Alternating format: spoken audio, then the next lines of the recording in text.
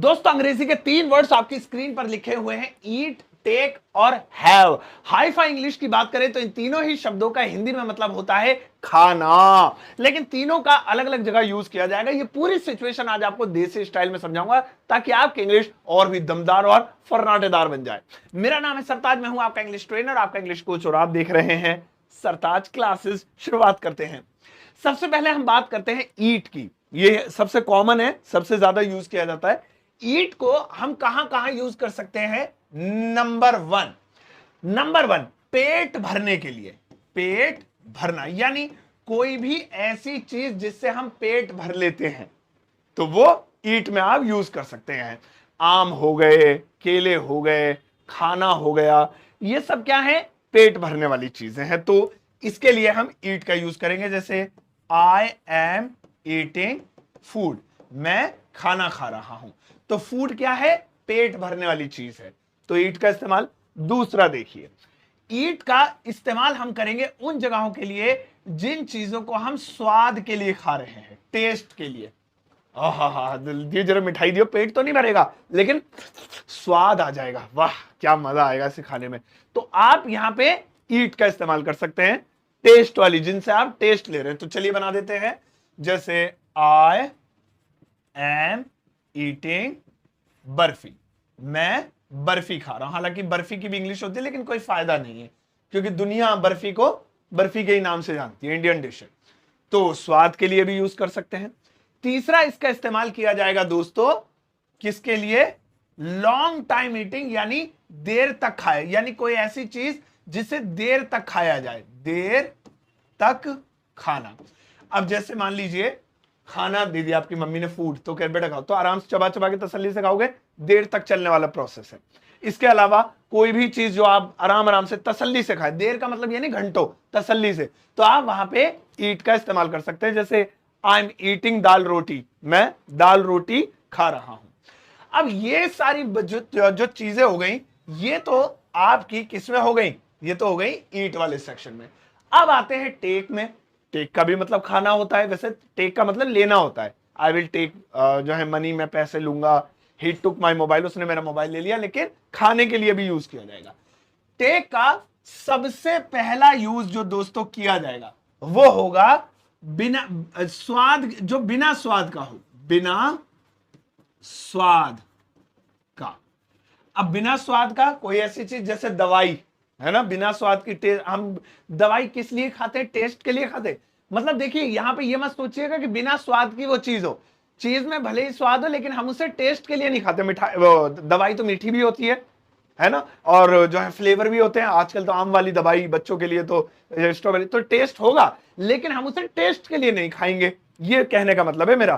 तो दवाई होती है, जैसे हम टेस्ट के लिए नहीं खाएंगे, तो जैसे मैं दवाई खाऊंगा, है ना, मैं दवाई खाऊंगा। तो कैसे बोलेंगे? यहां पे आई विल टेक, देखिए टेक लगाएंगे, है ना, medicine. I will take medicine, दवाइयां खाऊंगा, या मेडिसिन दवाई खाऊंगा।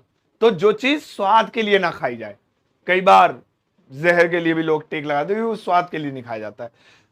इसके अलावा टेक का दूसरा यूज कैसे करेंगे?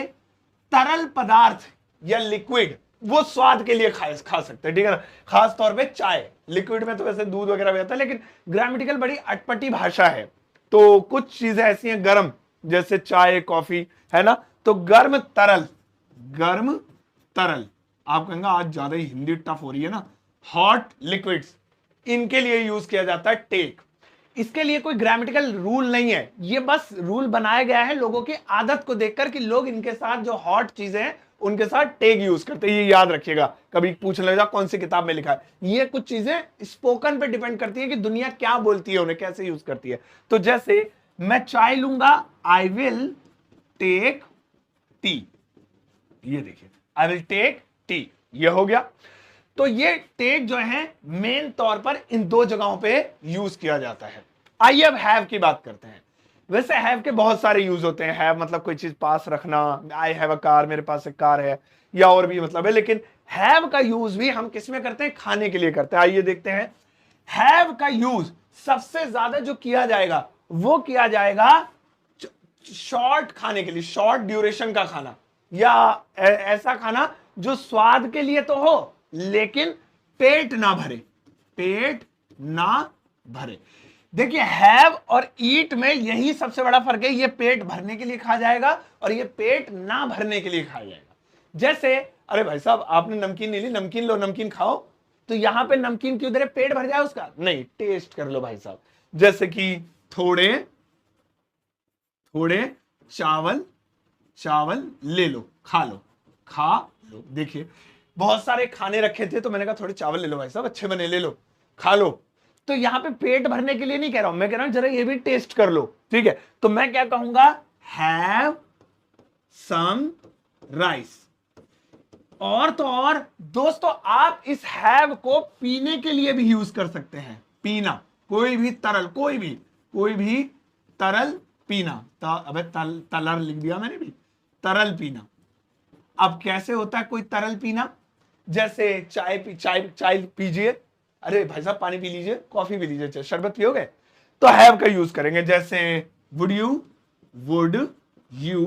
लाइक टू, क्या आप चाहेंगे, would you like to have, पीना, है ना।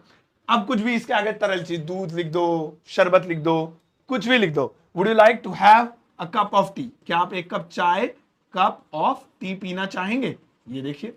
तो यहां पे मैंने क्यों लिखा हैव, क्योंकि लिक्विड के लिए भी यूज हो सकता है, खाने या पीने के लिए। इसके अलावा हैव का यूज कहां किया जाएगा, फिक्स फूड पे, फिक्स टाइम पे ना, फिक्स इंग्लिश में लिखता हूं ये वाला, फिक्स टाइम मील। जो मील अपने फिक्स टाइम पर होता है, जैसे लंच, ये अपने फिक्स टाइम पर होता है। मतलब लंच में खाने की अगर बात हो रही है, जैसे मैं खाना खा रहा हूं, दोपहर का टाइम है, मैं खाना खा रहा हूं तो ईट लगाएंगे। लेकिन खाने कौन से वक्त का खा रहा हूं, लंच खा रहा हूं, तो हम ईट नहीं लगाएंगे, फिर हम हैव लगाएंगे। तो जैसे यहां पे पहले इसको बाउंड कर देते हैं ताकि ये कंफ्यूजन बढ़े ना। आई एम हैविंग, हैव में आईएनजी भी लग सकता है। I am having my lunch, मैं अपना लंच खा रहा हूं या लंच कर रहा हूं। फिर से समझ लीजिए, लंच, ब्रेकफास्ट, डिनर, अगर ये नाम ले रहे हैं मुंह से, लंच खा रहा हूं, डिनर खा रहा हूं, नाश्ता खा रहा हूं या कर रहा हूं, तो हैव लगाएंगे। लेकिन अगर लंच के टाइम खाना खा रहे हैं लेकिन मुंह से लंच नहीं बोला, मैं खाना खा रहा हूं भाई साहब, दोपहर हो रही है, अभी खाना खाने दो मुझे भाई साहब, सुबह सुबह नाश्ता कर रहा हूं, बस खाना खा रहा हूं, तो आप ऐसे में ईट का इस्तेमाल करेंगे, ठीक है।